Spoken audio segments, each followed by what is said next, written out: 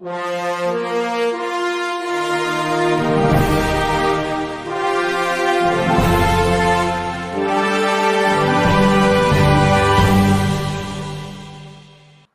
दोस्तों, खैर मकदम, अभिनंदन, स्वागत आप सभी का।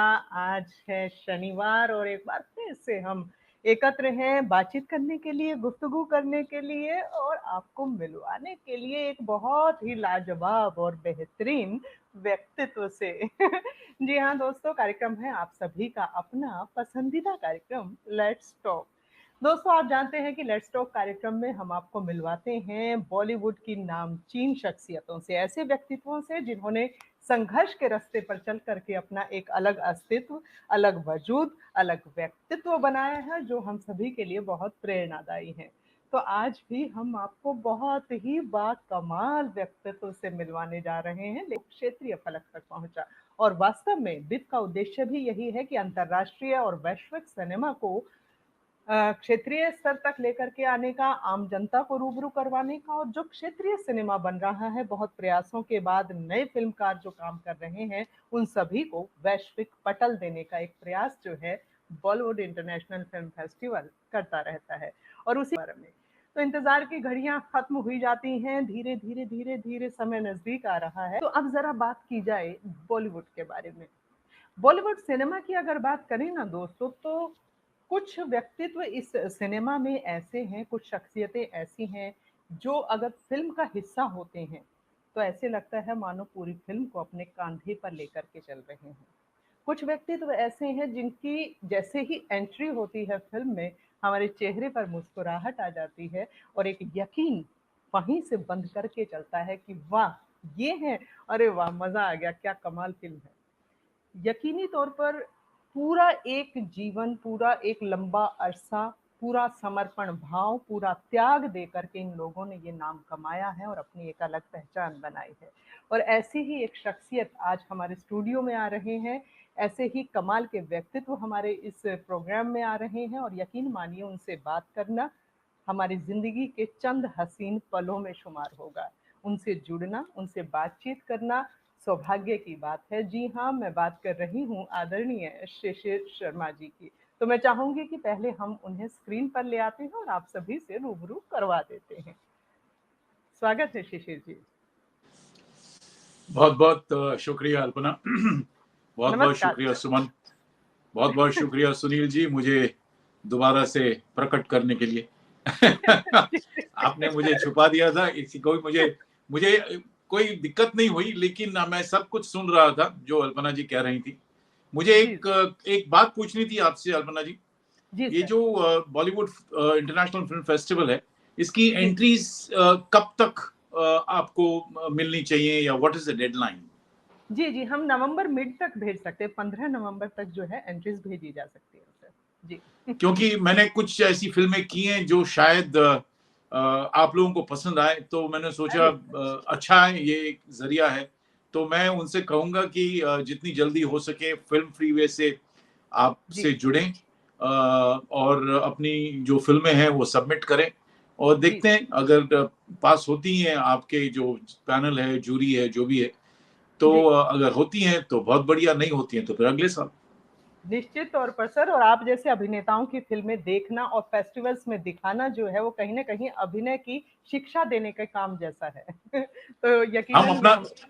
बहुत बहुत जी शुक्रिया अल्पना ये कहने के लिए, लेकिन एक एक्टर जो होता है वो अपना काम करता है, शिद्दत जी से सर। काम करता है, मेहनत से काम करता है। और जो आप लोगों को दिखाई देता है वो हमारी मेहनत है, हमारी शिद्दत है, हमारी जो भी है वो सब पर्दे पे आपको बिल्कुल सर। दिखाई देता है। बिल्कुल सर, और मेरा ये मानना है कि आप जैसे व्यक्तित्व, आप जैसी शख्सियतें वो लोग हैं जिन्होंने सिर्फ अभिनय किया नहीं है बल्कि अभिनय को जिया है। आप लोग सही अर्थों में अभिनय को जीवन देते हैं, उसमें प्राण फूंकते हैं, और तब वो मूर्त होकर के जब सिनेमा पर तस्वीर उभरती है और जो चरित्र नजर आता है तो हम मंत्रमुग्ध होकर के रह जाते हैं। और सर मैं बताना चाहूंगी अपने दर्शकों को, हालांकि आप किसी परिचय के मोहताज नहीं हैं, लेकिन दोस्तों फिर भी मैं आप सभी को बता दूं कि स्वाभिमान से जो सिलसिला आरंभ हुआ, वो सिलसिला वहीं थमा नहीं। उसके बाद जो है, अगर सीरियल्स की बात करें तो घर की लक्ष्मी बेटियां, यहाँ मैं घर घर खेली, इतिहास, कन्यादान, एक लंबी श्रृंखला अनवरत चलती रही। और शायद शिशिर जी एक अकेले ऐसे व्यक्ति हैं जिन्होंने ये सामंजस्य बनाए रखा कि टीवी और बिग स्क्रीन इन दोनों को साथ लेकर के जो चले लगातार। तो फिल्मों की अगर बात करें, सत्या जैसी फिल्म से जिनकी शुरुआत हुई जिस फिल्म ने सफलता का इतिहास दर्ज किया था, सत्या जैसी फिल्म से शुरुआत करके राजी, तनु वेड्स मनु, छिछोरे, दंगल, मैरी कॉम, उरी, तलवार और सरकार राज, न जाने कितनी ही फिल्मों में बाकमाल अभिनय जो है हमने सर का देखा है। और देखिए, कमाल की बात यह है दर्शकों कि ये एक बहुआयामी व्यक्तित्व हैं, जो छोटी स्क्रीन पर भी वही चमत्कार पैदा करते हैं, बिग स्क्रीन पर भी उतना ही चमत्कार पैदा करते हैं, और जब थिएटर करते हैं तब भी लोगों को मंत्रमुग्ध कर देते हैं। जब जब इन्होंने थिएटर किया तो दूर दूर तक चर्चाएं हुई और बहुत दिनों तक चर्चाएं हुई। तो ऐसे बाकमाल व्यक्तित्व, ऐसे बाकमाल शख्सियत आज हमारे यहाँ पर हैं, हमारे इस बॉलीवुड इंटरनेशनल फिल्म फेस्टिवल के पटल पर हैं। ये हम सभी के लिए सौभाग्य की बात है। एक बार पुनः आपका हार्दिक अभिनंदन और स्वागत है सर, हार्दिक अभिनंदन। बाप रे बाप रे बाप, ऐसा इंट्रोडक्शन, अब मैं क्या बोलूं, मेरे पास लफ्ज ही नहीं है आपसे कहने के लिए कि इतना इतना कुछ कह दिया आपने मेरे बारे में। खैर, हाँ, शुरुआत तो मैंने थिएटर से ही की थी, और जब तक प्ले ना करें, जब तक थिएटर ना करें, तब तक एक एक्टर के जीवन में वो क्या एक सेटिस्फैक्शन नहीं आती, अगर मैं कह सकूं तो। आप थिएटर को छोड़ सकते हैं, लेकिन थिएटर आपको नहीं छोड़ता। क्या बात है सर, क्या बात, बिल्कुल। तो वो एक चीज हमने हमेशा ध्यान में रखी थी, और जब दुबे जी के साथ हमने काम किया था, और जब शुरुआत की थी दुबे जी के साथ 1974-75 में, नसीर भाई भी थे, रत्ना जी भी थी, नीना कुलकर्णी थी, हरीश पटेल, सुनील शानबाग, आकाश खुराना, बहुत सारे एक्टर्स थे, अमरीश पुरी तक थे उनके साथ। जब हमने शुरू किया था तब अमरीश पुरी ऑलरेडी शुरू कर चुके थे। हमने तो अमरीश पुरी जी को स्टेज पे देखा हुआ है। फिर नसीर साहब आए, उनको भी देखा स्टेज पे, और उनके साथ जुड़ने का एक मैं कह सकता हूं कि वो मेरे आइडल के तौर पर रहे हैं और हमेशा रहेंगे। नसीर साहब 1975 से मैं उनको जानता हूं, सिर्फ फिल्मों के माध्यम से नहीं, लेकिन एक पर्सनल जानकारी भी है, एक पर्सनल टच भी है, एक पर्सनल आना जाना मिलना जुलना भी है। तो वो एक बहुत ही अलग किस्म की दुनिया है, जो पर्दे पर दिखते हैं वो वैसे हैं नहीं। और मैं कह सकता हूं कि मैं बहुत खुश नसीब हूं कि ऐसे लोगों के साथ मेरा मिलना जुलना हुआ और उठना बैठना भी हुआ। और दुबे जी को अब हम कितना भी कहें, जो भी जिससे भी आप पूछेंगे कि जो दुबे जी के एक्टिंग स्कूल से निकले हैं, इसलिए हम उन्हें एनएसडी कहते थे, NSD national school of drama और नेशनल स्कूल ऑफ दुबे। वो नेशनल स्कूल ऑफ ड्रामा थे, लेकिन नेशनल स्कूल ऑफ दुबे भी थे। तो वो एक हमारे लिए बहुत खुश नसीबी की बात है कि हम उनके साथ जुड़े, उनके साथ मैंने 25 साल काम किया। फिर ऑफ कोर्स थिएटर हमारा शुरू हुआ, हमने एक नया ग्रुप बनाया सुनील शानबाग, उत्कर्ष मजुमदार, हरीश पटेल, आकाश खुराना के साथ, जिसका नाम है अर्पणा। वो ग्रुप अभी भी चलता है, अभी भी हम थिएटर करते हैं।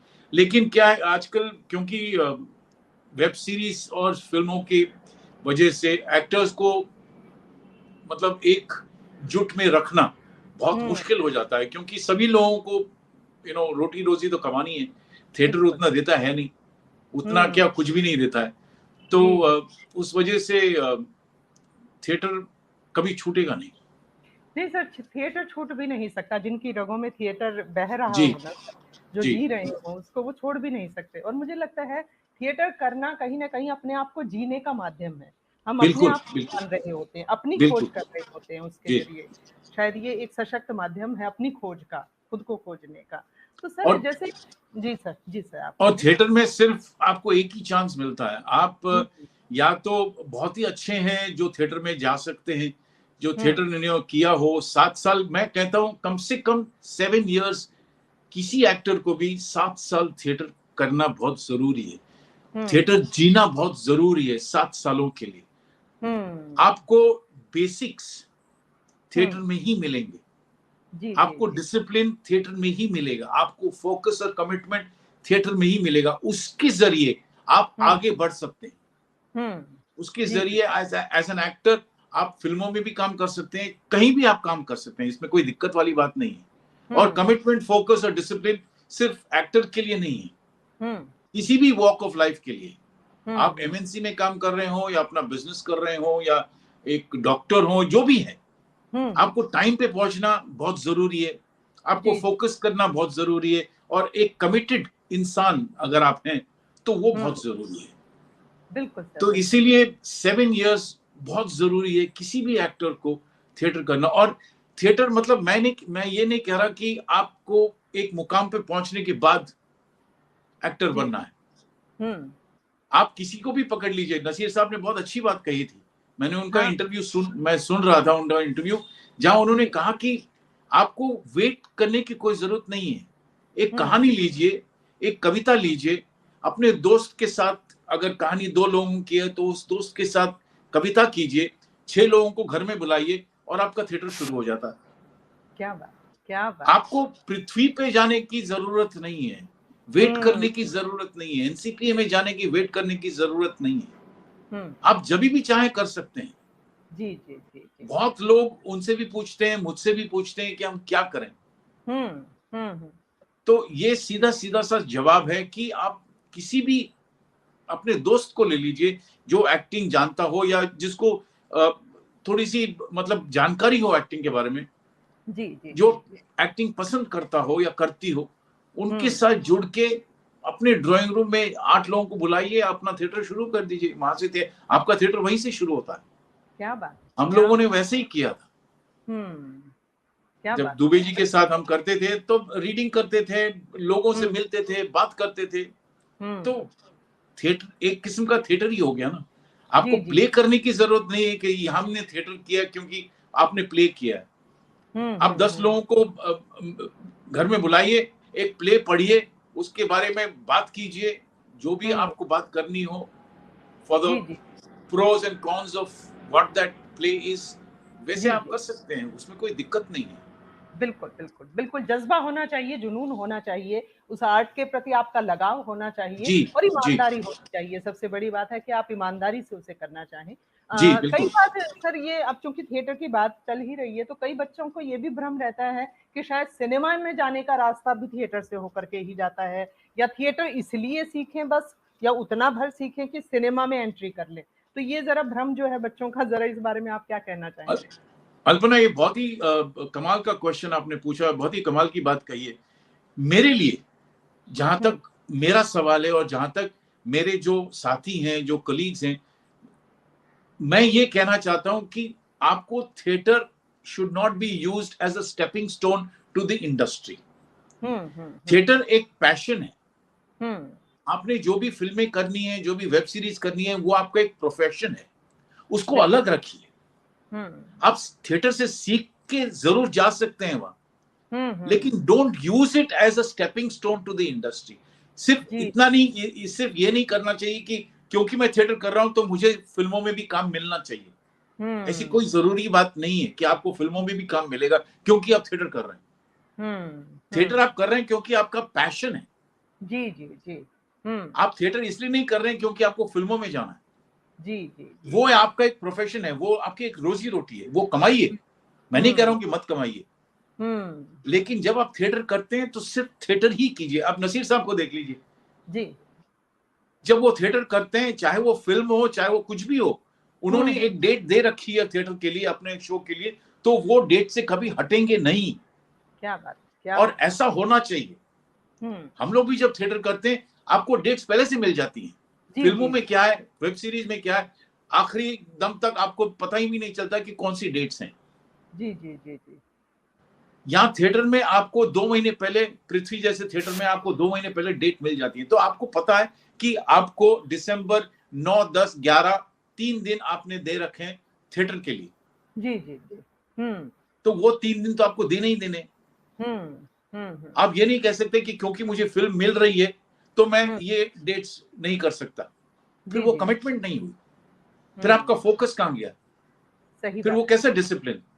जी जी जी जी जी तो बिल्कुल। मेरे हिसाब से जो भी बच्चे हैं, जो भी सुन रहे हैं, उनको मैं इतना ही कहूंगा कि do not use theatre as a stepping stone. आप थिएटर करना चाहते हैं, प्लीज कीजिए, बेशक कीजिए, बहुत अच्छी बात है कि आप थिएटर करेंगे, लेकिन थिएटर को थिएटर तक ही सीमित रहने दीजिए। जी जी जी बिल्कुल बिल्कुल सही बात कही सर आपने। और ये अंतर महसूस करना बहुत जरूरी है, ये समझना बहुत जरूरी है। और मतलब थिएटर जो है वो तपस्या मांगता है, त्याग मांगता है, समर्पण मांगता है। और वो बहुत जरूरी है कि आप वो जज्बा अपने भीतर अगर रखते हैं तो तभी जो है थिएटर की ओर रुख करें और उसके बारे में गंभीरता से भी सोचें। बिल्कुल। तो सर मैं ये मैं जानना एक और बात जी यहाँ कहना चाहता हूँ। एक बहुत ही कमाल के एक्टर हैं जो आप लोग भी जानते हैं, सब लोग जानते हैं उन्हें, कुमुद मिश्रा। जी जी जी कुमुद जी जी ने थिएटर कुछ 11-12 साल किया, उनको फिल्में भी मिली, ऐसा नहीं कह रहा हूं कि फिल्में नहीं मिली, हम्म लेकिन उनका लगाव जो थिएटर के प्रति था हम्म वो कभी उन्होंने हिलने नहीं दिया वहां से। जी जी जी जी जी जी जी थिएटर करते रहे, मतलब हम्म डट के करते रहे। उन्होंने इतना थिएटर किया है, हमारे साथ भी किया है, उनका अपना ग्रुप है उनके साथ भी किया है, लेकिन कभी ये नहीं सोचा कि नहीं मुझे फिल्म मिल रही है तो मैं थिएटर ये प्ले नहीं कर सकता या मैं ये डेट नहीं कर सकता। जी सर जी जी एक मतलब एक कमाल की मिसाल है हम्म कुमुद मिश्रा। बिल्कुल सर। और आप जैसी चंद शख्सियतें हैं, आप हैं, नसीर जी हैं, कुमुद जी हैं, यशपाल सर हैं, आप तमाम लोग जो अभी भी थिएटर भी उतना ही करते हैं और साथ में फिल्मों में भी उतनी ही सशक्त उपस्थिति अपनी रखते जी हैं। तो ये जी बैलेंस बनाए रखना ना, ये सबसे ज्यादा जरूरी है। बहुत ये जरूरी है, बहुत जरूरी है। सामंजस्य बना रहे और उसी तरह से चीजें चले। तो सर हम जी थोड़ा सा जो है आपके बचपन की ओर जाना चाहेंगे। मैंने एक इंटरव्यू में सुना था कि आपकी मम्मी को भी अभिनय का शौक था और जी आपके परिवार में चूंकि इस तरह का परिवेश था, माहौल था, जिसके चलते शायद आप में ये सुगबुगाहट आई। तो ये कब से आपको रुझान इस तरफ हुआ, थोड़ा सा बताएं। नहीं, ऐसी कोई बात नहीं। मैं तो बोर्डिंग स्कूल में पढ़ता था, एक बोर्डिंग स्कूल था साउथ ऑफ इंडिया में, जी ऋषि वैली नाम का एक स्कूल है। मैं हम्म बहुत ही एक सहमा हुआ बच्चा था। मैं जल्दी से दोस्त नहीं बना सकता था, मैं बाहर हम्म नहीं जा, मुझे, I was a very shy boy. अरे लेकिन लेकिन स्कूल खत्म करने के बाद 1972-73 में जब मैं वापस आया तो 74 में दुबे जी एक प्ले करना चाह रहे थे जिसका नाम था संभोग से संन्यास तक। वो लिख रहे थे, वो 1975 में हमने वो शो किया। लेकिन मुझे ये नहीं पता था कि मेरी माँ ने दुबे जी के साथ 1962 में काम किया था, क्या बात 1962 में। क्या बात एक प्ले का नाम था तोता मैना। हम्म और क्योंकि मेरे पिताजी इप्टा से जुड़े हुए थे, हम्म वो ट्रेजरर थे इप्टा के, हम्म उन्होंने भी बलराज साहनी के साथ बहुत थिएटर किया। उनका हम्म खुद का एक अलग ग्रुप था, जू आर्ट्स थिएटर, जहां हम्म हमारे घर के नीचे एक स्कूल हुआ करता था, वहां ये लोग रिहर्सल भी करते थे। तो जी मेरी माँ ने बलराज जी के साथ एक प्ले किया था काबुली वाला, और हम्म उसमें आमिर साहब के पिताजी भी थे, ताहिर हुसैन साहब, वो भी क्या थे। बात तो हाँ, तो वो उस समय की बात है। लेकिन मेरा रुझाव थिएटर के लिए इसलिए नहीं पड़ा क्योंकि मेरे पिताजी और माताजी थिएटर से जुड़े हुए थे। वो तो इत्तेफाकन दुबे जी, हम आ गए, उन्होंने कहा कि तुम एक्टर बनोगे। मैंने कहा नहीं हाँ बन सकता क्योंकि मुझे एक्टिंग नहीं आती है। नहीं, तुम एक्टर बनोगे, बस वो चैप्टर खत्म हो गया उधर ही। और अरे उन्होंने वाह कहा कि मैं तुम्हें एक्टर बना के ही छोड़ूंगा। तो ये हम्म जो 3 शब्द या 4 शब्द थे, लफ्ज थे, वो अभी भी मेरे कानों में गूंजते रहते हैं। अब हम्म जब दुबे जी का देहांत हुआ तब मैंने जाके उनके पास खड़े होके सिर्फ यही सोचा कि ये आदमी ने इतनी फोरसाइट कहां से आई इस हम्म आदमी में, हम्म कि उन्होंने कहा कि तुम एक्टर बनोगे, मैं तुम्हें एक्टर बना के ही छोड़ूंगा। मैंने कभी एक्टिंग की नहीं क्या अल्पना, बात क्या बात क्या बात है सर। स्कूल में मैंने कभी एक्टिंग की नहीं, मैं स्टेज पे कभी खड़ा नहीं हुआ, मुझे पता भी नहीं था कि स्टेज पे कैसे खड़ा होना होता, लाइट क्या कहां से आती है, कैसे लाइट मिलती है, कैसे। तो ये फोरसाइट जो है ये पता नहीं दुबे जी को कहां से मिली फोरसाइट। हम्म। लोगों ने मुझसे कहा भी, और मैं ये झूठ नहीं कह रहा हूं, मैं सच कह रहा हूं, लोगों ने मुझसे कहा भी कि शिशिर तुम एक्टिंग छोड़ दो, हम्म। तुम्हें एक्टिंग नहीं आती है। अच्छा, शुरुआती दौर में। जब मैंने थिएटर शुरू किया था, जी जी जी जी तो जी। मैंने कहा नहीं मैं करता हूँ यार, क्या है, दुबे हम्म। जी कहेंगे तुम निकल जाओ तो मैं निकल जाऊंगा, लेकिन दुबे जी ने ऐसे कभी नहीं कहा। क्या बात। और वो, मैं उनके साथ जुड़ा रहा, उन्होंने जो गाली गलौज जो भी देनी थी दे दवा के, हम लोग थोड़े से कुछ बचे कुचे रह गए, बहुत सारे छोड़ के हम्म। चले गए, क्योंकि हम्म। ऑब्वियसली वो दुबे जी की जबान थी ऐसी। लेकिन दुबे जी ने जब भी गाली दी, ऐसे नहीं लगा कि वो मुझे गाली दे रहे हैं। हम्म। उन्होंने बाद में समझाया कि मैं तुम्हें नहीं गाली दे रहा हूं, तुम्हारी जो एक्टिंग है, तुम्हारा जो कैरेक्टर है, उसको गाली दे रहा हूं, क्या बात। ताकि वो जी जी। और भी उभर के आए। तो हाँ। ऐसी कुछ चीजें हैं जो हमने सीखी दुबे जी से। और क्योंकि मेरे माताजी और पिताजी थिएटर से जुड़े हुए थे, तो उन्होंने कुछ कहा नहीं मुझसे, उन्होंने हम्म। सिर्फ यही कहा कि तुम करते रहो। और पिताजी हम्म। ने बिजनेस शुरू किया था, मैं भी उनके साथ जुड़ गया था। तो हम्म। उन्होंने कहा कि जब तक मैं जिंदा हूं, मैं बिजनेस करूंगा, मेरे जाने के बाद तुमको जो करना है बिजनेस के साथ तुम करना। और हम्म। उनका देहांत 2003 में हुआ। उसके हम्म। बाद मैंने बिजनेस चलाया 2020 तक, क्योंकि अच्छा। पैंडेमिक शुरू हो गया था, पैंडेमिक हिट द वर्ल्ड, तो मेरा हम्म। भी बिजनेस खत्म हो गया। लेकिन ओ। एक्टिंग मैंने छोड़ी नहीं। हम्म। लेकिन ये बात अच्छी है और सच है कि मेरे पास एक प्लान बी था, क्योंकि हम्म। आपको पता है इस हम्म। इंडस्ट्री में out of sight out of mind वाली बात है। बिल्कुल सर, बिल्कुल। तो यशपाल जी को भी पता है, सबको पता है, मतलब ऐसी कोई हम्म। सीक्रेट वाली बात है नहीं। आप कहीं हम्म। 6 महीने के लिए गायब हो गए और फिर आप 7वें सच में। महीने में आए, तो लोग कहेंगे अच्छा कहाँ थे भैया तुम 6 महीने तक, हाँ। हाँ। हम तो आपको ढूंढ ढूंढ के थक गए, जी जी कितने जी। फोन किए, ये किया वो किया। तो वो एक बहुत जरूरी चीज है कि थिएटर हम्म। थिएटर से क्या, फिल्मों के साथ जुड़े रहना बहुत जरूरी है। आप छोटा रोल भी करिए, लेकिन हम्म। पर्दे पे दिखिए, दिखते रहना बहुत जरूरी है। जी दिखते रहना जी बहुत जरूरी है। जी जी जी, आपको सक्रियता जरूर। पता नहीं, पता है कि नहीं, एक फिल्म आई थी जिसका नाम है गरम हवा, जी जी जी बलराज साहनी की आखिरी फिल्म और MS सत्यू की पहली जी फिल्म। जी। उसमें गीता काक भी थी, जलाल आगा साहब थे। वो हम्म। मेरे पिताजी ने और NFDC ने प्रोड्यूस की थी। क्या बात है, क्या बात। तो पिताजी और सत्यू बहुत ही करीब थे, पिताजी और हम्म। बलराज जी बहुत ही करीब थे। परीक्षित जो बलराज साहनी के पुत्र हैं, वो भी मेरे पिताजी को डैड करके बुलाया करते थे। हम्म। तो एक बहुत अच्छा समय था वो, हम्म। जो खत्म हो गया। जी जी जी जी जी। बिल्कुल सही कहा सर आपने कि अस्थिरता इतनी है ना इस इंडस्ट्री में, इतना मतलब इनसिक्योरिटी भी कह सकते हैं जी कि कुछ नहीं पता कि आप कब किस तरह से एकदम से छा जाएं और कब एकदम से स्थितियां बदल जी जाएं। तो जी ऐसे में मुझे लगता है कि जो अभिनय का प्रशिक्षण लेकर के आए हुए लोग होते हैं, आप जैसी जो शख्सियतें हैं जो बाकायदा प्रशिक्षण लेकर के और इंडस्ट्री में हैं, और जिन लोगों के कंधे पर मैं मानती हूँ कि फिल्में चलती हैं, आप लोग एवरग्रीन लोग हैं सर। आप लोगों की जरूरत हमेशा रहती है और आप लोगों के फिल्म बिना भी फिल्में अधूरी हैं, आप लोगों के बिना काम नहीं चलता है। हालांकि स्टारडम स्टारिज्म वो सब आता जाता रहता है शायद से, लेकिन आप लोग ऐसे हैं जो स्थायी हैं और जिन लोगों की आवश्यकता हमेशा बनी रहती है। और एक आपको देखते हुए हमेशा यही लगा सर कि जो किरदार होता है उसमें ऐसा ढल जाते हैं कि आप लगते ही नहीं कि शिशिर जी हैं, बिल्कुल वही किरदार हो जाते हैं। और ये आपकी सबसे बड़ी खूबी है सर, मतलब अपने आप को बिल्कुल ढाल लेना उस किरदार में, बिल्कुल रूपांतरित हो जाना। असल में अभिनय रूपांतरण ही है, स्व का जी रूपांतरण है कहीं ना कहीं। तो जी ये मुझे बहुत कमाल बात लगती है। तो जब आप थिएटर कर रहे थे, आपने बताया संन्यास से संभोग से संन्यास की ओर, और उसके बाद जो है फिर ये फिल्मों का दौर, जैसे सत्या में आपकी एंट्री हुई है और वो भी इतनी जबरदस्त फिल्म में, पहली ही फिल्म एकदम जी। इतनी वाली प्रक्रिया, वो रोचक सा अनुभव है, वो जरूर सुनना है।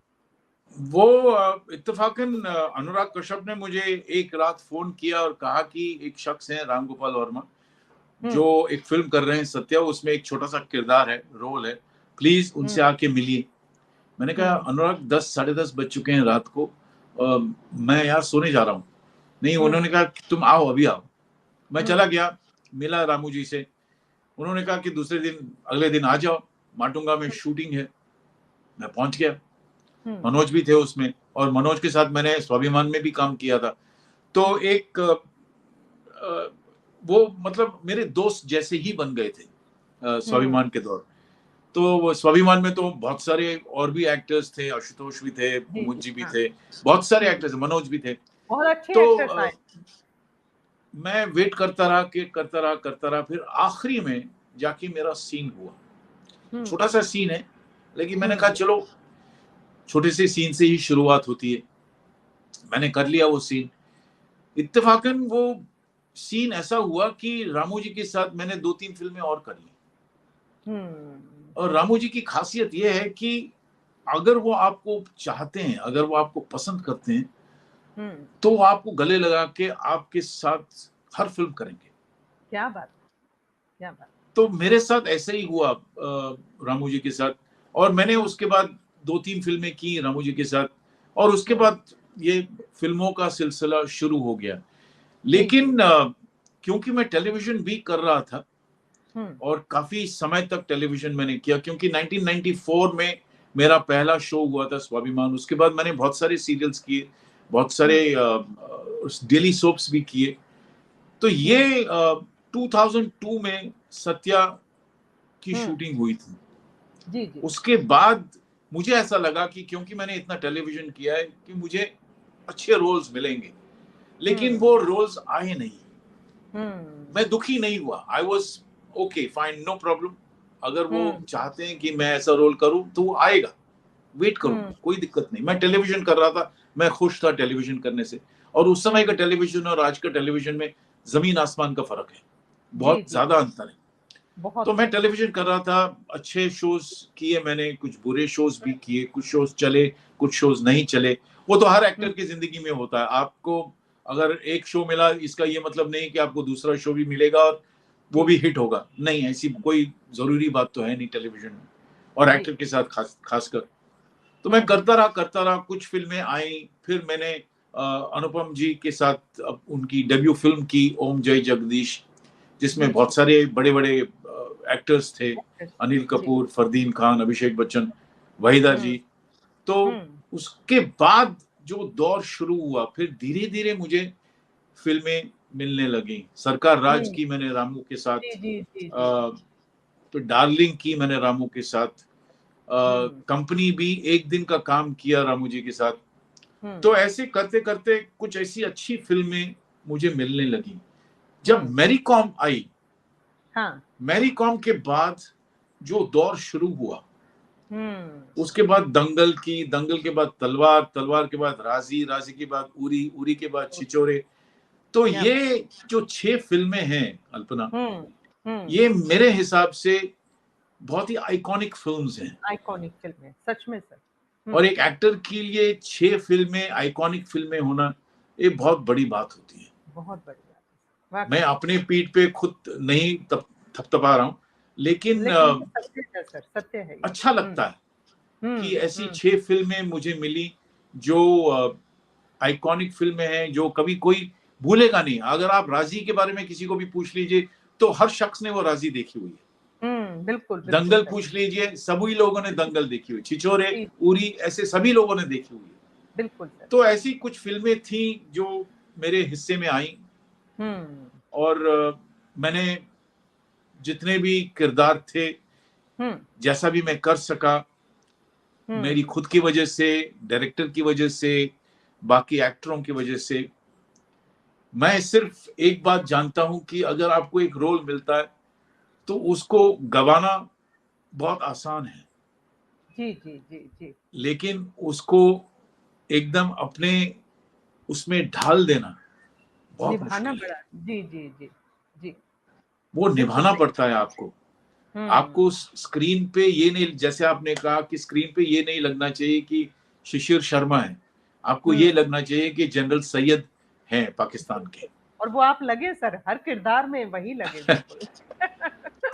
तो मेरा ऐसा ही मानना है कि अगर आप डॉक्टर का रोल कर रहे हैं तो थोड़ा सा रिसर्च करके फिर जाएं कि डॉक्टर किस किस्म का डॉक्टर है, आपके लिए आपको क्या करना क्या है, उसमें आपको क्यों बुलाया गया है, क्योंकि आप आपका पर्सोना ऐसा है, आपकी एक्टिंग एबिलिटीज ऐसी हैं कि किस वजह से नितेश जी ने मुझे बुलाया कि आप छिछोरे में डॉक्टर का काम करें। तो वो थोड़ा सा रिसर्च करके गया मैंने उनसे पूछा कि मैं किस किस्म का डॉक्टर हूँ, क्या है। तो उसकी थोड़ी सी मैंने रिसर्च की, यूट्यूब देखे, डॉक्टर कैसे बात करते हैं, वो थोड़ा सा पॉज लेके बात करते हैं, इमीडिएटली डिजीज के बारे में नहीं बताते हैं क्योंकि सामने वाला चौंक जाए तो फिर गड़बड़ हो जाएगी, तो धीरे से वो थोड़ा सा स्लिप इन कर लेते हैं। तो ऐसा मैंने जो भी मैंने किया, मैंने सोच समझकर अपने हिसाब से जो भी कर सका मैंने किया, बाकी डायरेक्टर के ऊपर था कि वो क्या मुझसे करवाएं। सर लेकिन बहुत कमाल का, बाकमाल किया आपने, बहुत खूबसूरत किया, और आपका हर किरदार जो है ना इतना लोकप्रिय है कि आज तक नाम लेते ही लोगों के जहन में एकदम से पूरा किरदार, पूरा चरित्र उभर आता है। ये सबसे बड़ी कामयाबी होती है कि आप अपने किरदार के नाम से पहचाने जाएं। ये असल कामयाबी किसी भी कलाकार के लिए होती है सर।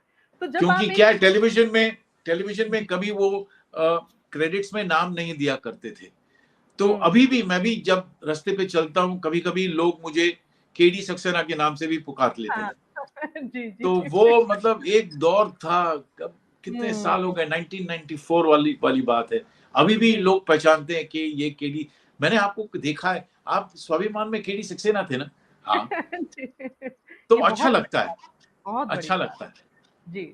और आपने ना इतने मतलब कमाल के किरदार किए हैं, एक ऊंचाई जिनसे बनती है, और उसके बाद किरदारों का चयन करना भी एक चुनौती हो जाती है सर जी। इसमें कोई संदेह नहीं कि लगातार बहुत सारी फिल्में मिली होंगी, और मुझे लगता है किसी भी कलाकार को जब वो आगे बढ़ रहे हैं, निरंतर कामयाब हो रहे हैं, ऐसे में चयन बहुत महत्वपूर्ण है। एक हल्की सी चूक जो है ना आपके पिछले अगले सब काम को कर देती है। तो क्या क्या मतलब चीजें ध्यान रखते हैं आप, कितना किरदार का चयन करते समय क्या खूबियां देखते हैं, या डायरेक्टर का नाम देखते हैं, क्या चीजें आप ख्याल में रखते हैं? जब मुझे किरदार मिलता है तो पहले तो मैं डायरेक्टर से बात करता हूँ कि कैसा, किस किस्म का किरदार है, क्यों मुझे दिया गया है, क्या करना है मुझे। फिर मैं घर जाके, बट एक बात बहुत जरूरी है एक एक्टर के लिए कि you have to be truthful to whatever you are doing. क्या बात, क्या बात है। एक आपको अपने अंदर एक बात बना लेनी है कि मैं जो भी करूंगा शिद्दत से करूंगा, ट्रूथफुली करूंगा, फ्रैंकली करूंगा, और कहीं बिखर ना जाऊं। अगर मैं बिखर गया तो फिर बहुत गड़बड़ हो जाएगी। तो आपको जो ब्लिंकर्स दिए हैं डायरेक्टर ने कि यहां नहीं देखना है, वहां नहीं, सिर्फ सीधे ही देखना है, और आपको वही करना है जो आपके मन में आता हो और जो मैंने आपसे कहा हो। फिर आपको जो रियाज करना है, फिर आपको जो वीडियोस देखनी है, फिर आपको जो जिससे से भी बात करनी है करिए, लेकिन be truthful to what you are doing on screen. क्या बात, वो बहुत जरूरी है। जी जी जी। वो इतना जरूरी है कि जब तक आप अपने आप से ये नहीं कहेंगे कि शिशिर मुझे बहुत ही ट्रूथफुली काम करना है, मुझे कहीं स्वे नहीं होना है, क्योंकि किसी ने कह दिया कि तुम बहुत अच्छे एक्टर हो, हाँ ठीक है मैं हूं, लेकिन जब आपको एक प्रोजेक्ट मिलता है उसको छोड़ देना है आपको, कि हाँ लोग तो कहेंगे कि तुम बहुत अच्छे एक्टर हो, तुम तो ये आसानी से कर लोगे। नहीं, कोई भी कुछ भी चीज आसान नहीं होती है। जी जी जी। आपको उसमें मेहनत करनी पड़ती है, रियाज करना पड़ता है। कितने लोग आज, अल्पना मैं पूछता हूँ कि कितने लोग एक्टर आज रियाज करते हैं घर पे? जी जी जी जी। म्यूजिशियन रियाज करते हैं, पेंटर्स रियाज करते हैं, डांसर्स रियाज करते हैं, एक्टरों में कौन है जो इतना रियाज करता हो? क्या बात। एक किताब ही पढ़ लो, मुंशी प्रेमचंद की कहानी ही ले लो, इतनी सरल हिंदी मुझे नहीं लगता है किसी और लेखक ने लिखी हो। सच में, सच में। वो एक कहानी पढ़ लो, उसको रटने की जरूरत नहीं है एक एक्टर को। आप 20 बार पढ़ेंगे, 25 बार पढ़ेंगे, 30 बार पढ़ेंगे, आपको खुद ब खुद वो लाइंस जो हैं आपके जहन में बैठ जाएंगी। जी सर, जी जी जी। आपको 2-2 लाइन पढ़ने की कोई जरूरत नहीं है, 2 लाइन पढ़ ली, रट लिए, 2 लाइन, फिर जो आपको पहले जो 2 लाइन आपने रटी है, क्या वो आपको याद रहेंगी? फिर आपको दोबारा से पढ़नी पड़ेंगी वो लाइन। इससे अच्छा है कि आप 25 बार पढ़ लो उस कहानी को, आपको खुद ब खुद वो लाइन याद हो जाएंगी। क्या बात, क्या बात। तो मेरे हिसाब से लोग को थोड़ा सा और सीरियसली लेना चाहिए when you are acting, when you are an actor, क्योंकि इनसिक्योरिटी इतनी है। शुरू में ही आपने कहा था इतनी इनसिक्योरिटी है एक्टरों में। मैं भी जानता हूं कि इनसिक्योरिटी है, अगर मैं नहीं करूंगा तो कोई और कर लेगा। जी। लेकिन मैं क्यों नहीं करूंगा? हाँ, क्या बात। वो उसके ऊपर डिपेंड करता है किस वजह से मैं नहीं कर रहा हूं। या तो मुझे रोल पसंद नहीं आया, या पैसे ठीक नहीं है, या प्रोडक्शन हाउस ठीक नहीं है, या डायरेक्टर ठीक नहीं है, या एक्टर जो काम कर रहे हैं, ये आपको सब कुछ देखना पड़ता है जी। तब आपको जाके कहीं एक चीज महसूस होती है अंदर से कि हाँ, अब मुझे क्या करना है इस रोल के बारे में। तब आप बैठ के सोचते हैं कि हाँ, ऐसा ऐसा करना है, डायरेक्टर ने ये कहा है, तो let's read, let's keep on reading the script. ये नहीं कि आपको क्योंकि पार्ट मिला है, अच्छा मेरा पन्ना किधर है, हाँ ये आ गया पन्ना, ऐसा तो नहीं होना चाहिए ना। हाँ, सही कह रहे हैं। आपको पूरा प्ले पढ़ना चाहिए या पूरी स्क्रिप्ट पढ़नी चाहिए, आपको याद होना चाहिए। आपको मतलब अगर आप मुझसे पूछें कि उस एक्टर ने ऐसा क्यों किया, तो मेरे पास जवाब होना चाहिए। बिल्कुल बिल्कुल, आत्मसात करना होता है उसे, पूरी स्क्रिप्ट को अपने भीतर, बिल्कुल ना, तभी हम और शायद लोग आजकल सुनते नहीं है अपना। लिसनिंग पावर, मैं हियरिंग पावर की बात नहीं कर रहा हूं, मैं लिसनिंग पावर की बात कर रहा हूं। क्या बात, क्या बात। जब आप स्क्रिप्ट पढ़ते हैं तब सिर्फ आप अपना किरदार नहीं देखते हैं, नहीं देखना भी नहीं चाहिए। आपको पूरी स्क्रिप्ट सबके साथ पढ़नी चाहिए, चाहे वो आपके 2 डायलॉग हो स्क्रिप्ट में या प्ले में या फिल्म में, जो भी है, लेकिन बैठ के सुनना पड़ता है। जी। लोगों की आवाज आपके कानों में जानी चाहिए, कैसी आवाज लगती है। क्या बात। क्या वो किरदार ऐसी आवाज से बोलेगा, या अपनी बनावटी आवाज में बोलेगा, या जो भी है। लिसनिंग पावर बहुत होनी चाहिए। लोग क्या करते हैं आजकल, क्योंकि मेरे पास डायलॉग नहीं, मैं फिल्म नहीं करूंगा। अरे क्यों नहीं करोगे भाई? डायलॉग बोलना तो बहुत इजी है, आसान है। बिना डायलॉग के एक्टिंग करना बहुत मुश्किल है। लोग समझते नहीं, आंखों से बात करनी पड़ती है। जी, सच कह रहे हैं। तो बॉडी लैंग्वेज, आंख बहुत जरूरी है। गले का रियाज करना बहुत जरूरी है। हमें दुबे जी ने कहा था कि जू बीच पे जाओ और ओम बोलो जोर से, नीचे से लेके ऊपर तक, ऊपर से लेके नीचे तक बोलते रहो। तब जाके कहीं वो थोड़ा सा एहसास होता है कि हाँ, अब आवाज थोड़ी सी अच्छी लगने लगी है। क्या बात है। वाकई सर, आप लोगों को सुनना ना, जैसे नए अध्याय जुड़ते चले जाते हैं सच में। और नहीं, सच में मैं बहुत डिसअपॉइंट हो जाता हूँ जब एक्टर, हम लोग बैठते हैं साथ में, प्ले रीडिंग हो या कुछ भी हो, सभी लोग, क्योंकि स्क्रिप्ट आपको हाथ में मिली है, इसका ये मतलब नहीं कि आप इमीडिएटली एक्टिंग शुरू कर दो। पहले समझो तो सही स्क्रिप्ट क्या है, कैरेक्टर क्या है, बाकी और कैरेक्टर्स कौन कौन है। और मेरा एक, जो दुबे जी ने हमें कहा था उस समय, वो प्रिंसिपल आज तक हमने बहुत ही मतलब शिद्दत से यूज किया। वो ये है कि जब आपको स्क्रिप्ट मिले तब एक्टिंग मत कीजिए आप। एक फ्लैट रीडिंग जो होती है, फ्लैट रीडिंग करिए, बिना इमोशन के, बिना इंटोनेशन के, बिना कॉनोटेशंस के, जो भी, कुछ भी नहीं, एक फ्लैट रीडिंग। उसके बाद आप 10 बार वो फ्लैट रीडिंग करेंगे, उसके बाद पहले आपको समझने की, मतलब समझना तो चाहिए कि वो कैरेक्टर क्या है। जी। बिना समझे आप वैसे ही शुरू कर देते हैं एक्टिंग करना, उसका कोई मतलब नहीं है। आप कब तक करते रहेंगे, फिर आप यहां तक पहुंचेंगे, उसके बाद क्या होगा। एक कैरेक्टर ग्राफ होता है। क्या बात, क्या वो कैरेक्टर ग्राफ में जब तक आप जाएंगे नहीं, तब तक आप पता भी नहीं चलेगा कि आपको कहां तक पहुंचना है। पहले ही आप वहां पहुंच गए तो क्या मतलब है उसका। सही कह रहे हैं सर, बिल्कुल। और शायद एक कलाकार को अपने आंख कान एकदम हर समय खुले भी रखने हैं कि चलते हुए भी चरित्रों को ऑब्जर्व करना बहुत जरूरी है। जी जी बहुत जी। जरूरी। हमारे घर में जब मैं छोटा था तब हमारे घर में एक नौकर था जो हम्म मेरे साथ 37 साल तक था, हम्म 37 years। उसको नौकर तो नहीं बुला सकते, एक फैमिली मेंबर के हिसाब से हमने उसको ट्रीट किया और वो घर में हम्म ही रहता था। हम्म तो दुबे जी ने मुझसे कहा था कि शिशिर, इस आदमी को गौर से देखते रहो, रोज क्या करता है, कैसे करता है, कैसे बात करता है, क्या क्या कपड़े हम्म पहने। वो धोती और बनियान पहनता था बस, हम्म महाराष्ट्रियन था। हम्म हम्म वो क्यों ऐसे बात करता है, हमेशा चिढ़ता हुआ क्यों रहता है, क्यों हम्म चिढ़ता है वो? क्या उसके पास बहुत काम है? क्या तुम लोग उसको बहुत काम करवाते हो? हम्म, देखते रहो बस, एक ऑब्जर्वेशन पार होनी चाहिए। जी जी जी जी। लिसनिंग पार के साथ साथ एक ऑब्जर्वेशन पार भी होनी चाहिए।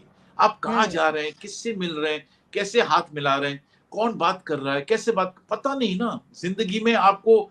आपने मुझसे कहा, अल्पना ने मुझसे कॉल कॉल किया और कहा कि शिशिर सर, एक कैरेक्टर है, आप क्या करेंगे क्या?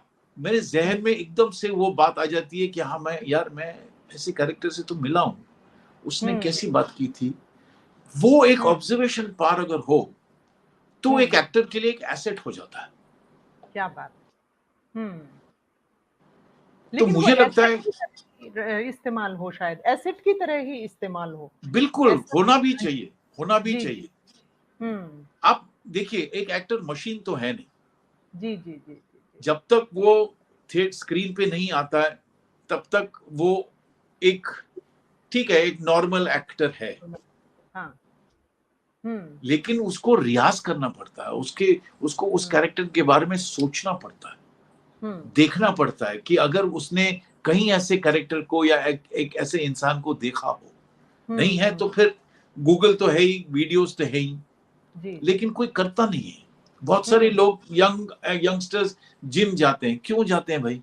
बॉडी बनाने हम्म के लिए। अच्छा ठीक है, तुम बॉडी बनाओ, मैं नहीं कह रहा हूं कि मत बनाओ, लेकिन हम्म 3-4 घंटे वहां बिताने के बाद आप हम्म, फिर उसी बॉडी को घर में 2 घंटे और देखते हैं, क्यों? हाँ। उतना समय आप अगर एक मुंशी प्रेमचंद की कहानी ही पढ़ लें क्या बात है, क्या बात जी। तो आज इतने एक्टर होते दुनिया में, इस कंट्री में, कि हम्म मतलब आपको चुनना मुश्किल हो जाता। हम्म, तो जी सर। मुझे ऐसा लगता है कि थोड़ा सा सीरियसनेस अगर किसी एक्टर में आए, या जो एस्पायरिंग एक्टर हो, जो एक्टिंग करना चाहता हो, एक कैरियर बनाना चाहता हो, उसके लिए हम्म आपको ये रियाज करना बहुत जरूरी है। आप कहीं बाहर से, मध्य प्रदेश से आए और बंबई में आके बस जाएं और मम्मी पापा से कहें कि मैं कल सुबह आपको टेलीविजन पे दिखाई दूंगा, ऐसी तो बात होती नहीं है ना। जी जी अगर जी। इतना आसान होता फिर क्या बात थी? हम्म, तो सभी बिल्कुल लोग सही। 1.4 बिलियन जो है इंडिया में, सभी लोग एक्टर बन जाते। सही कह रहे हैं। और सर आजकल तो बयार नहीं आई हुई है ऐसी ही, कि रील्स के जरिए हर कोई अपने आप को, और रातों रात कामयाब हो जाने का जो चस्का आज के यूथ को लगा है, कि बस नाम हो जाए किसी भी तरह। लेकिन वो जी भूल जाते हैं कि नाम स्थायित्व होने का नाम है, टिके रहने का नाम नाम होना जी है असल में। जी नाम जो है एक धीरे धीरे चल के कामयाब होकर के जो नाम टिकता है, वो जी टिकाऊ जरूर है। लेकिन जी। जो जितनी तेजी से आते हैं उतनी तेजी से गायब हो जाते हैं, फिर ये हाँ, दिक्कत। गायब हो जाते हैं। और फिर वो कहते हैं कि अरे मुझे तो काम मिला नहीं, मैं जी जी। डिsillusion हो गया। ये क्या हुँ, ये कैसी इंडस्ट्री है? मैं कहता हूँ ये इंडस्ट्री बहुत बड़ी है, it's a huge hmm, ocean. अगर आपको तैरना आता है तो आप उस पार चले जाएंगे, अगर नहीं तैरना आता है तो वहीं आप डूब जाएंगे। क्या बात! तो you hmm, have to be very very careful when you come into this industry. ये जी, बंबई जैसा शहर है, हुँ, इजी शहर नहीं है, जी, फ्रेंडली जी, शहर नहीं है, हुँ, एक्सपेंसिव बहुत है। एक हुँ, एक्टर के लिए यहाँ आके बस जाना, ठीक है, मैं आपके पास आऊंगा, 7 दिन रहूंगा, 8वें दिन मैं कहाँ जाऊंगा ये किसी ने सोचा है? सही बात। हाँ ठीक है, 7 दिन तो मैं अल्पना जी के साथ रह लूंगा, कोई दिक्कत नहीं है, वो मुझे खाना हुँ, देंगी, सब कुछ देंगी। लेकिन हुँ, 8वें दिन जब वो कहेंगी कि अब आप प्लीज, थोड़ा सा मुश्किल हो गया, आप कहाँ जी, जाएंगे फिर? हुँ, ये कोई सोचता नहीं, ऐसा अपना बोरिया बिस्तरा बांध के आ जाते हैं। सोचने जी। वाली बात है ये, और नहीं इतना सर, आसान नहीं है, इतना जी, आसान नहीं बॉलीवुड। है इस इंडस्ट्री में घुसना। जी, जी। हालाँकि पहले तो सिर्फ़ एक बॉलीवुड ही एक ऐसा माध्यम था जिसके ज़रिए जी अभिव्यक्ति हो पाती थी, लेकिन अब तो क्षेत्रीय सिनेमा भी हर जगह का अपने जी स्तर पर बहुत जी काम कर रहा है। हर जी, जगह हर बहुत बहुत। क्षेत्र में हो रहा है, चाहे हालांकि बहुत समय तक दक्षिणी ही छाया रहा, लेकिन अब इधर देखते हैं पंजाबी सिनेमा भी, हरियाणवी जी सिनेमा भी, जी उत्तर प्रदेश में भी काफी काम हो रहा है, मतलब हर क्षेत्र का सिनेमा कर रहा है। तो आप जी युवाओं को ये मतलब हमें शायद कहना चाहिए, लेकिन उन्हें चाहिए होता है राष्ट्रीय और अंतर्राष्ट्रीय स्तर का जी सिनेमा जी सीधे सीधे पहले पहल। जी, तो आपको नहीं लगता सर कि शुरुआत अपने ही प्रदेश से और अपनी ही बिल्कुल जगह से? करनी चाहिए। मैं कहता हूं कि अगर आप, सिंपल सी बात है अल्पना, मैं फिल्मों की बात नहीं कर रहा हूं, एक नॉर्मल इंसान की बात कर रहा हूं। अगर आप जी। महाराष्ट्र में रह रहे हैं हम्म। तो आपको थोड़ी बहुत मराठी तो आनी चाहिए ना। हाँ। हम्म। गवर्नमेंट, आप ऑफिस में जाते हैं या पुलिस स्टेशन में जाते हैं या हवलदार आपको सड़क पे पकड़ लेता है, कुछ ना कुछ आपको थोड़ी सी मराठी आनी चाहिए। जी जी जी जी जी। वैसे ही अगर आप एक्टिंग करना चाहते हैं तो अपने प्रदेश से अगर शुरू करते हैं तो बहुत ही अच्छी बात है, नहीं हम्म। करते हैं तो बॉलीवुड जैसे नाम का इंतजार मत कीजिए। हम्म। आपको जहां भी काम मिलता है, चाहे वो पंजाबी सिनेमा हो, चाहे वो तेलुगु सिनेमा हो, चाहे वो मलयालम सिनेमा हो, काम हम्म। कर लेना चाहिए। आपको जी जी। काम से मतलब है, राइट? हम्म। आपको एक हम्म। शख्सियत बनने की जरूरत नहीं है शुरुआत में, वो हम्म। धीरे धीरे बनती जाएगी। वो हाँ। फेम जो है, वो ग्लैमर जो है, वो ग्लिट्स जो है, वो सब कुछ हम्म। आपके पास आएगा, लेकिन हम्म। वो एक समय लगता है उसके लिए। बिल्कुल बिल्कुल बिल्कुल। वो इतनी आसानी से नहीं आता है। हम्म। बच्चन साहब ने पहली फिल्म की थी, हम हिंदुस्तान, सात हिंदुस्तानी और सात समथिंग लाइक दैट। हिंदुस्तानी, हाँ जी, जी और रेशमा और शेरा सात जी, हिंदुस्तानी। जी अब्बास साहब की जो फिल्म थी, जी जी, वो अब्बास की कहां फिल्म। से कहां पहुंच गए। हम्म। नसीर साहब ने श्याम बेनेगल और गोविंद निहलानी के साथ काम किया था, जी ओमपुरी सर। साहब थे, कहां से हम्म। कहां पहुंच गए वो। हम्म। तो थोड़ी बहुत स्ट्रगल तो आपको करनी पड़ेगी ना। जी बिना जी जी स्ट्रगल के तो कुछ भी नहीं मिलता। जी सर। आपको रोटी खानी है तो आपको स्ट्रगल तो करना पड़ेगा कि हाँ, 2 वक्त की रोटी तो मिल जाए। कहना हाँ। बहुत आसान है कि मैं 2 वक्त की रोटी खाता हूं, लेकिन वो हम्म। रोटी आती कहां से है? सही बात आपकी है। मेहनत से ही आती है, राइट? बिल्कुल बिल्कुल तो बिल्कुल। मेरे लिए बहुत अच्छा है कि मैंने सिर्फ बॉलीवुड में ही काम नहीं किया, मैंने तेलुगु सिनेमा में भी काम किया, मैंने एक मलयालम फिल्म भी की है, एक तमिल फिल्म भी की है। लेकिन हम्म। तेलुगु सिनेमा इसलिए मैं करना चाह रहा हूं क्योंकि मेरा स्कूल जो था आंध्र प्रदेश में था, तो अच्छा। वो थोड़ी सी जो लैंग्वेज है वो कानों में पड़ी हुई है। हाँ। लोग कैसे बोलते हैं वो मुझे अब थोड़ी थोड़ी समझ में आ रही है बात। जी जी जी जी। मैं नॉर्मली ऐसे कॉन्वर्सेशन नहीं कर सकता तेलुगु में, लेकिन अगर मुझे आप लाइन सेट पे दें और बोलें कि इसको आपको याद करके बोलना है, तो मैं याद करके बोल सकता हूँ, मुझे कोई दिक्कत नहीं है। क्या बात, क्या बात। तो वो फोकस रहना चाहिए, वो एक हाँ। कमिटमेंट रहना चाहिए। जी जी जी सिर्फ जी। हिंदी सिनेमा करने से शायद आप कहीं भी नहीं पहुंचे। हाँ। अगर आप तेलुगु सिनेमा करें तो आजकल कितनी बॉलीवुड हीरोइन तेलुगु सिनेमा कर रही हैं। जी जी जी जी। यशपाल जी ने अभी तमिल में एक फिल्म हरियाणा। की है जहां उनको जी नॉमिनेट जी। किया गया है। बिल्कुल मतलब, सर, अभी अभी। हाँ जी। हाँ, और उस फिल्म में अतुल कुलकर्णी भी थे। जी जी जी जी जी जी जी। तो यू कैन इमेजिन, सिर्फ बिल्कुल। यशपाल जी सिर्फ हिंदी सिनेमा नहीं करते हैं, वो हरियाणवी सिनेमा भी करते हैं, जी जी जी। तमिल पंजाबी सिनेमा भी। भी किया है उन्होंने, मलयालम सिनेमा भी करेंगे वो। जी जी। एक एक्टर हो भाई, एक हम्म। एक्टर को चूज करने का कोई, you don't have any choice here. बिल्कुल सर, बिल्कुल बिल्कुल। अपने आप को इतना विस्तृत और विशाल करना ही होगा, हर एक जी भाषा के प्रति बिल्कुल, फ्लेक्सिबल भी करना ही होगा। और बहुत सबसे जरूरी फ्लेक्सिबल होना बात तो चाहिए। जी, इस लाइन में मुझे लगता है कि जो अनुशासन में रहेंगे, जो ईमानदारी से काम करेंगे, जो समय का ध्यान रखेंगे, उन लोगों के लिए राहें जो है आसान हो जाती हैं, सुकर हो जाती हैं। अब चाहे आपकी बात करें या बच्चन जी का जिक्र आया, जैसे यही माना जाता है, आप भी जो है समय के इतने पाबंद, मैं हैरत में हूँ, और इतनी सरलता आप में है, इतनी सादगी है। ऐसे ही बच्चन साहब का जब भी जिक्र आता है तो उनकी समय पर पहुंचने का, सेट पर हमेशा जिक्र होता है। तो सर, आपने उनके साथ सरकार राज में जैसे काम किया, तो आपके क्या अनुभव रहे, वो जरा शेयर कीजिए। मुझे जब सरकार राज ऑफर हुई थी, फिल्म रामू ने सरकार राज ऑफर की थी, तो मैं सीधे गोविंद निहलानी के पास चला गया। मैंने अच्छा। गोविंद जी से पूछा, मैंने उनसे कहा कि मैं बच्चन साहब के साथ काम कर रहा हूँ, मुझे हम्म। क्या क्या ध्यान में रखना चाहिए। हम्म। उन्होंने सिर्फ एक ही बात कही अल्पना, हम्म। वो ये कि जब तुम एक्टिंग करोगे तब ये मत सोचना कि बच्चन साहब सामने बैठे हुए, ये सोचना कि वो किरदार सामने बैठा हुआ है। क्या बात। उससे तुमको बहुत फर्क पड़ेगा, क्योंकि बच्चन साहब का ऑरा बहुत बड़ा है, it's too large for you to handle. But अगर आप एक एक्टर के तौर पे अगर उनको ये मानेंगे कि हाँ आप एक एक्टर हैं, एक पात्र हैं उस फिल्म का, और मैं भी एक पात्र हूं, तो बहुत आसान होगा। और वही हुआ, मैंने वही किया जो गोविंद जी ने मुझसे कहा था, और मुझे कोई दिक्कत नहीं हुई उनके साथ काम। बढ़िया, मतलब इतना अच्छा लगा जब उन्होंने मुझसे कहा कि सीन खत्म हो गया था, मेरा फेस खत्म हो गया था, कैमरा मेरे पीछे जाके उनके फेस पे आने वाला था, तब उन्होंने कहा कि क्यूज देंगे ना आप। मतलब मैं क्यों नहीं दूंगा क्यूज, क्या बात मैं एक्टर हूं भाई।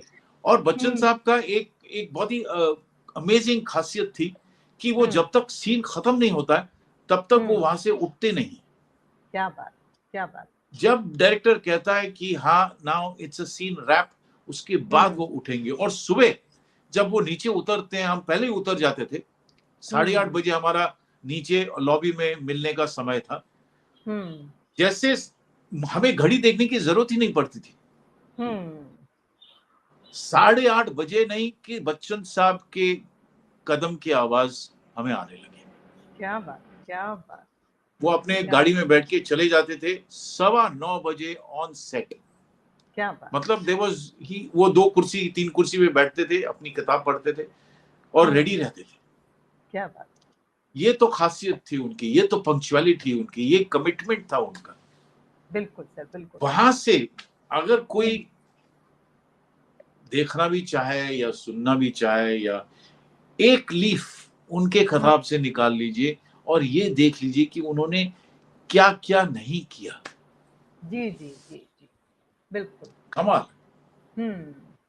हर एक तो तरह का दौर उन्होंने जिया है, हर एक तरह की नाकामयाबी का वो भी सफर देखा है, उसके बाद का इस तक पहुंचना, ये जी जी सर, बिल्कुल सही कह रहे हैं सर आप। और वाकई आप जैसी शख्सियतें और आप जैसे व्यक्तित्व ही हैं जो ये जो बातें आप बता रहे हैं, ये शायद बच्चों को वैसे ना मिले कहीं भी। इसीलिए हमारा मकसद रहता है लेट्स टॉक में आप जैसे व्यक्तित्वों से बिल्कुल। I think it's a very good idea. मैंने राजेश जैस का वो देखा था जब आपने इंटरव्यू किया था उनको, तो I really like him as an actor. मैं मतलब हमने साथ में कभी काम नहीं किया, लेकिन हाँ कुछ एक्टर ऐसे होते हैं जो आपको पसंद आते हैं, और मुझे कोई शर्म की बात नहीं आती कि मैं किसी एक्टर को कहूं कि यार तुमने बहुत अच्छा काम किया। कुछ एक्टर ऐसे होते हैं कि जो लगता है कि नहीं, बोलना ठीक नहीं है, मैं क्यों बोलूं उसको कि उसने अच्छा काम किया। आना चाह रही थी सर मैं इस सवाल पे कि आज एक अजीब सी परंपरा चल रही है कि एक निर्देशक दूसरे निर्देशक की फिल्म नहीं देखता, एक अभिनेता दूसरे अभिनेता को नहीं देखता। अगर देखेंगे संवाद नहीं होगा, आपसी बातचीत नहीं होगी, प्रतिक्रियाएं नहीं आएंगी, तो सुधार की गुंजाइश तो खत्म हो जाती है। सवाल ही नहीं उठता जी, थोड़ा सा युवाओं को आप बताएं कि क्या प्रक्रिया रहनी चाहिए कि सिर्फ खुद को नहीं देखते चले जाना है, फिर आप कैसे अपने से ऊपर उठ पाएंगे, तो थोड़ा कुछ बताएं। आप एक फिल्म देखते हैं, आपको पता चलता है कि आप उस फिल्म के बारे में कुछ नहीं जानते हैं, उस एक्टर के बारे में कुछ नहीं जानते हैं, आपको अच्छी लगती है वो फिल्म, आप अपने दोस्त से कहते हैं कि यार वो फिल्म जाके देखो। अगर किसी वजह से मैं उस फिल्म में रहा तो उसको क्या दिक्कत है ये बोलने के लिए कि जाओ ये फिल्म जाके देखो, शिशिर ने बहुत अच्छा काम किया है, या मेघना जी ने एक कमाल का डायरेक्शन किया है इस फिल्म में। क्या दिक्कत है? आप छोटे बड़े नहीं हो जाते हैं इससे, यकीनन। ये कहने में कि यार जय राजेश तुमने बहुत कमाल का काम किया, सचमुच। और मैं दिल से कहता हूं कि तुमने बहुत अच्छा काम किया। मैं ये नहीं कह रहा हूं क्योंकि तुम सामने बैठे हो इसलिए मैं नहीं कह रहा हूं। वाकई में मनोज ने इतना अच्छा काम किया, आशुतोष ने इतना अच्छा काम किया, कुमुद ने मेरे साथ काम किया, मैं कभी नहीं झिझकता बोलने के लिए कि यार तुम लोगों ने कमाल का काम। जयदीप अलावत ने अभी एक पाताल लोक किया था। पाताल लोक के बाद अभी मैंने उसको जाने जा में देखा, मैंने खुद उसको फोन करके बताया कि जयदीप यू आर फैंटास्टिक। क्या बात, क्या बात, बिल्कुल। क्यों आपको झिझक होती है किसी को कहने में कि आपने अच्छा काम किया। जी जी जी। उसमें कोई दिक्कत वाली बात नहीं है, उसमें वन अपमेंटशिप तो है नहीं। हाँ, हम्म ईगो आ सकता है। अगर आप हम्म। में उतना ईगो है तो फिर रहने दीजिए, फिर मत बोलिए। फिर फिर तो आपको सुधार की ईगो, गुंजाइश ही आपकी खत्म हो ईगो को जाती कष्ट होगा, फिर आप नहीं सह पाएंगे, वगैरह वगैरह वगैरह जो भी होगा आपके साथ। फिर अगर है। आपको वैसा है तो मत बोलिए। जी जी जी जी जी। लेकिन अगर आप किसी के काम को पसंद करते हैं हम्म। तो उसको बोलने में क्या दिक्कत है? जी जी जी, आप अच्छे छोटे को नहीं हो सराहेंगे। जाएंगे। जी, अच्छे को सराहेंगे तभी और अच्छा काम बिल्कुल, आएगा। बिल्कुल, जी एब्सोल्युटली। चाहे जी। वो निर्देशक हो, चाहे वो अभिनेता हो, अभिनेत्री हो, जो भी हो, हम्म जब तक आप उसको बोलेंगे नहीं तब तक उसको, ठीक है, लोग बोलते रहेंगे। लेकिन जब आप खुद बोलेंगे हम्म। तब उस अभिनेता को या अभिनेत्री को इतना अच्छा लगेगा कि हाँ यार, शिशिर ने मुझे कहा कि मैंने बहुत अच्छा काम किया। हाँ सर, और निश्चित तौर इसलिए पर नहीं नई कहा नई। क्योंकि हम दोस्त हैं, इसलिए कहा जी क्योंकि जी। उसने फिल्म देखी है या प्ले देखा है या वेब सीरीज देखी है या शॉर्ट फिल्म देखी है, जो भी है। हम्म। तो ये और मेरे शायद। लिए थोड़ी सी दिक्कत वाली बात है कि लोग अ, आपस में बात नहीं करते हैं, आपस में वो एक दूसरे की फिल्में नहीं देखते हैं। अगर देखते भी हैं तो फिर किसी को कहते नहीं है या उसको नहीं कहते। ये अच्छी बात नहीं है। जी, जी, अपने उस खोल से बाहर आना होगा। और कहीं न कहीं ऐसा करके नई पीढ़ी आपकी तरफ देखती है सर कि भी जी, आपको कैसी लगी हमारी चीज़ें। तो आप उस नई पीढ़ी से भी जुड़े रहते हैं, आप कदम-ताल करते रहते हैं कहीं न कहीं, बिल्कुल, उनके साथ आगे बढ़ते हैं। तो बिल्कुल। ये एक सामंजस्य बना रहता है लगातार जो जी, है, और अच्छा और अच्छा काम आने की स्थितियाँ भी बनी रहती हैं। जी, तो सर जी, आजकल आप वेब सीरीज़ वगैरह में भी काफ़ी काम कर रहे हैं, शॉर्ट मूवीज़ भी कर रहे हैं। तो स्वाभिमान के दूरदर्शन से शुरू हुआ सिलसिला वेब सीरीज के तिलिस्मी मायाजाल के दौर तक पहुंचा है। और अब वेब सीरीज की स्थितियां कुछ ऐसी हैं कि कुछ भी मतलब आ जाता है, दिखा दिया जाता है। तो आप कितने सहमत, असहमत, और क्या आपको लगता है कि वेब सीरीज जैसी श्रृंखलाओं पर भी सेंसर कुछ होना चाहिए, कुछ तो प्रतिबंध होने चाहिए, कुछ तो नियम होने चाहिए? इस बारे में अपनी मुझे राय। ऐसा लगता है कि कुछ तो नियम होने चाहिए, क्योंकि जी। आजकल, क्योंकि नियम है नहीं इसलिए कुछ भी दिखाना, हम्म। क्योंकि आपको ऑडियंस को टिटिलेट करना है, वो नहीं होना चाहिए। अगर उस जी। सीरीज में जरूरत है तो फिर हम्म जो भी दिखाना है वो दिखाइए। अगर जरूरत नहीं है, क्योंकि आपको ऑडियंस को टिटिलेट करना है, वो मत कीजिए। तो हम्म थोड़े से नियम तो डेफिनेटली आने चाहिए। अगर नहीं हम्म। आए तो फिर वो, खैर, वो फिर उसके बारे में हम कुछ नहीं कह सकते।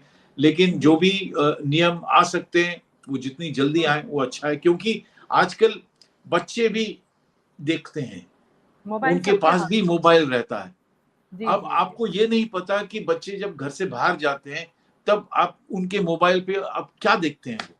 घर सही में बात। तो ठीक है, पाबंद है, वो लिमिटेशंस हैं, जो भी आप कर सकते हैं, रिस्ट्रिक्शंस हैं, जो भी आप कर सकते हैं हुँ, वो घर में आप कर सकते हैं, लेकिन घर के बाहर क्या करेंगे आप? सही बात।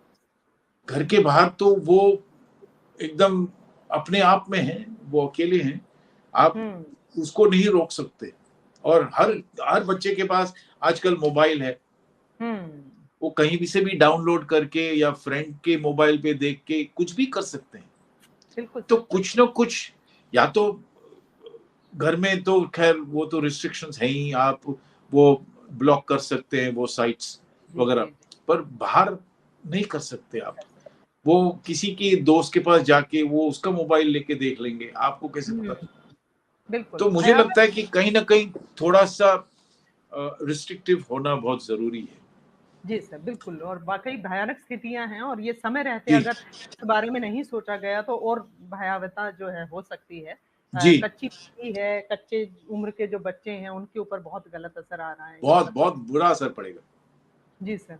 तो सर चलते-चलते हालाँकि बातें बहुत सारी हैं और मन है कि अभी और भी बहुत कुछ, क्योंकि थिएटर के बारे में भी बहुत कुछ कुलबुला रहा है भीतर बहुत कुछ, लेकिन मैं सोच रही हूँ कि एक और सेशन आपके साथ ज़रूर रखेंगे सर, और जरूर, बड़े जरूर, विस्तार जरूर, में उस पर भी बातचीत होगी। लेकिन जरूर। चलते-चलते मैंने अभी आपकी एक भूख फ़िल्म देखी थी सर, रवि जी, जी द्वारा निर्देशित, जी, और बहुत कमाल की फ़िल्म लगी। एक अलग-सा विषय था, अकेलेपन, और त त अकेलेपन की त्रासदी को अभिव्यक्त करता हुआ। जी। तो उस फ़िल्म के बारे में अगर आप हमारे दर्शकों को बता दें, और साथ ही साथ बॉलीवुड इंटरनेशनल फ़िल्म फेस्टिवल के बारे में आपका क्या मानना है? तो हमारे तमाम भूख, जब रवि ने मुझे स्क्रिप्ट भेजी थी तो मुझे बहुत अच्छी लगी थी स्क्रिप्ट। मैंने तुरंत रवि से कहा कि नहीं, करेंगे। आप मुझे पैसे दे न दे वो अलग बात है, लेकिन करेंगे जरूर। मैं ये फिल्म जरूर करना चाहूंगा। और जब हम फिल्म कर रहे थे तब ऐसा नहीं लगा था कि ये फिल्म इतनी पसंद आएगी लोगों को, क्योंकि एक अलग ही विषय है, एक अकेलेपन का विषय है।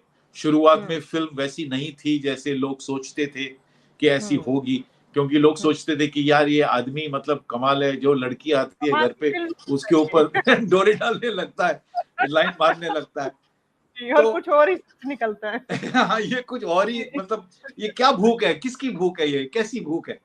तो जब जब मैं शिल्पा को कहता हूँ कि बेटा आते रहना, उसके बाद मुझे लगता है लोगों ने सोचा कि नहीं यार, ये शख्स थोड़ा सा सहमा हुआ है, सीधा साधा है, ये प्ले एक्टिंग थी जो हर कोई करता है, लेकिन हर किस्म की भूख होती है। ये कोई नहीं सोचता है कि अकेलेपन की इतनी ज्यादा भूख है आजकल। मैं रियल लाइफ की बात भी कर रहा हूँ, मेरे बच्चे अब दुबई में हैं, कभी कभी अकेलापन महसूस होता है कि अगर वो साथ में होते, उनके बच्चे साथ में होते तो कितना मजा आता। क्या बात। तो शायद और इसलिए मैंने वो इसलिए सॉरी इसीलिए इस किरदार को इतनी संवेदना, मतलब आपने कमाल उसमें प्राण फूके हैं उस किरदार में, सच में। मैं इतना मतलब इतना घुस गया था उस रोल में। एट द एंड जब मैं फोटोग्राफ्स वगैरह दिखाता हूँ, और क्योंकि रवि ने इतनी अच्छी पेंटिंग रखी थी वहां घोड़ों की, तो इतनी अच्छी बात कही है कि घोड़ों को घास की जरूरत नहीं होती है, उनको दौड़ने की भूख होती है। क्या बात, क्या बात। और उसी विषय को लेकर मैंने जब वो कहा कि मैं घोड़ा बन जाता हूँ घर में, ना कोई घुड़सवार होता है, ना चाबुक होता है हाथ में, बस मैं दौड़ता रहता हूँ घर में। तो वो एक जो कल्पना थी वो बहुत ही अच्छी तरह से उभर के आई है इस फिल्म में, और मैं बहुत खुश हूँ उस फिल्म से।